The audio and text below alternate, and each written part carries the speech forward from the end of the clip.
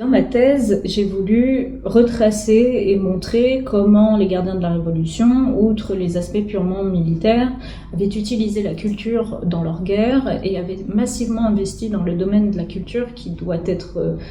comprise au sens large du terme, dans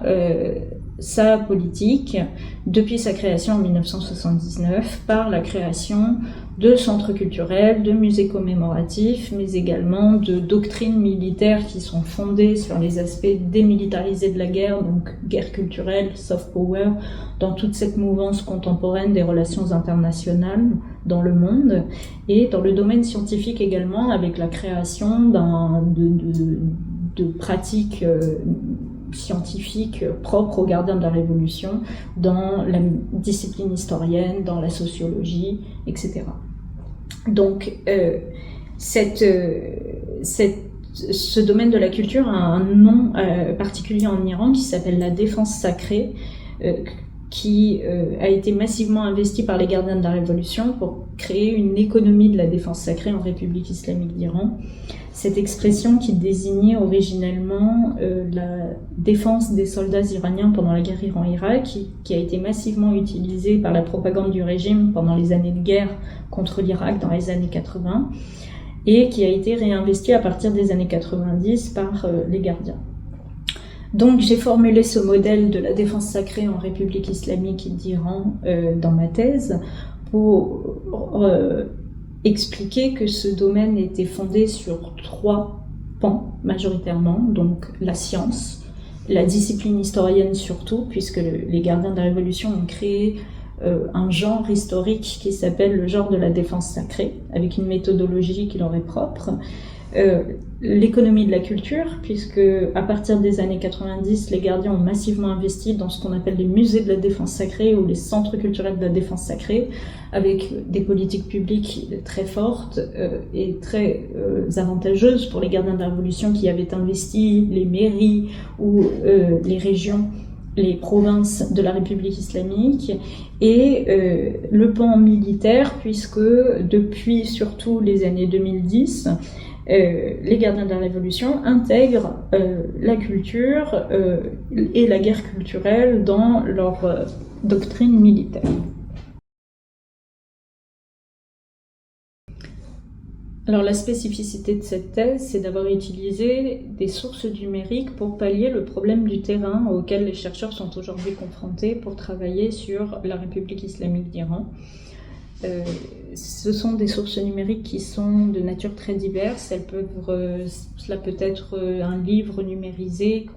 en persan qu'on doit aller chercher par certains protocoles sur le web, de la collecte de données massives aussi sur les réseaux sociaux numériques, donc sur Twitter,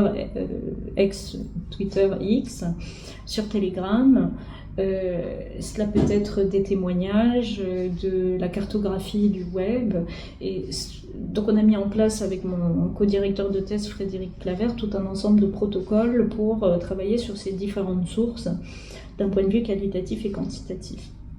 Cela permettait de pénétrer un petit peu ce groupe des gardiens de la Révolution qui reste défini aujourd'hui de manière assez homogène, faute de pouvoir un petit peu le comprendre dans sa substance, et ça a permis de tisser une sociologie politique aussi des gardiens de la Révolution qui ont investi ce domaine de la culture. Donc cette méthode d'utiliser à la fois des sources quantitatives et qualitatives sur le web, des sources qui sont principalement en persan, ça a permis de créer une sociologie politique des gardiens de la Révolution qui montre une certaine normalisation de ce groupe en République islamique, c'est-à-dire que, outre le fait qu'il y ait toujours des militaires de carrière et des gardiens de carrière, on a de plus en plus de gardiens qui s'émancipent un petit peu de ce groupe d'un point de vue strictement militaire et qui ont investi des domaines qui ne sont pas du tout militarisés, comme le domaine du PTP, le domaine de la culture, le domaine des médias aussi. Ce qui crée une frontière assez poreuse entre les civils non gardiens et les civils gardiens, aujourd'hui en République islamique. Un autre résultat de cette thèse, c'est de montrer que les gardiens de la Révolution, grâce à ce domaine de la défense sacrée, se sont affranchis des cadres scientifiques et politique du clergé chiite. Et ça, c'est très intéressant parce que cela montre que les gardiens de la Révolution n'essayent pas seulement de s'émanciper du pouvoir vis-à-vis du clergé chiite qui gouverne institutionnellement en République islamique, c'est de créer aussi une nouvelle méthodologie scientifique. Par exemple, dans le domaine du droit, on se fonde de moins en moins sur la jurisprudence islamique, mais sur des cadres de la guerre Iran-Irak, sur les leçons militaires du corps des gardiens de la Révolution. Et enfin, ça a permis de montrer que la culture, bien évidemment, était au centre de l'idéologie des gardiens de la Révolution, au centre de sa doctrine militaire, et qu'on ne pouvait pas comprendre cette garde prétorienne, comme on l'appelle en République islamique, sans identifier les autres pans investis par les gardiens de la Révolution que celui des armes ou de la défense dans le Moyen-Orient et dans le monde.